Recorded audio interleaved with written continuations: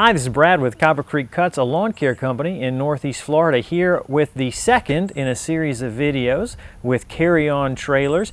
Also, if you'd like to find out how you can win one of these sweet little puppies, stick around to the very end of the video.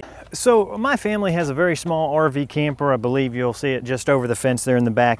As such, we're members of several RV Facebook groups, and almost every single day I will see somebody post, "I am driving XYZ, can I tow ABC?" And let me be very clear, random people on the internet, that's not the people you should be getting your information from, whether or not you can tow something safely. They simply just don't have the information needed to tell you whether or not you can safely tow something. So for instance, even if you provide a make, model, and year of a vehicle, we have no way of knowing what other options you have added on to it. And if you do have all that information, what you should really do is go to the manufacturer's website and find out for yourself. Consult your owner's manual, do a Google search for those exact specifics.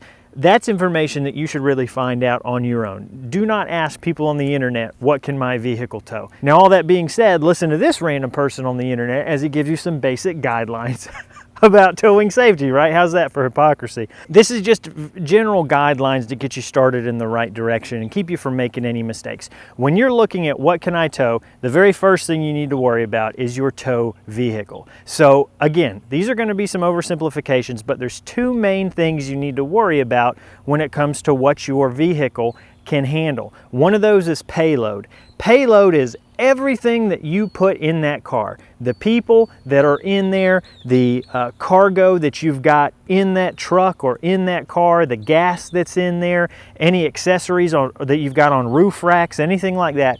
It also includes the weight of the trailer that you are towing as a tongue weight measurement. So if you're towing a 4,000 pound trailer, you aren't physically adding 4,000 pounds to the payload weight of your tow vehicle. You're adding whatever percentage of that 4,000 pounds gets transferred to the tow vehicle as tongue weight. Now we're going to do another video on tongue weight, so if you're interested in that, make sure you subscribe because that'll be coming out next week. But at least for the tow vehicle, your payload is going to be everything you put on it and the weight of the tongue of the trailer that you're towing. That's one thing that you should not exceed. The other is the max tow rating. Now sometimes with like this big truck that can do fifth wheel towing, you'll have different options. You'll have conventional trailering, which is when you pull a trailer from your bumper, or you'll have fifth wheel trailering. Now obviously an SUV or a car is not going to have that option. You're only going to have conventional trailering. So that will give you a maximum weight that you can tow. So let's say for instance you've got, a Jeep or something and it has a max tow of 35 pounds.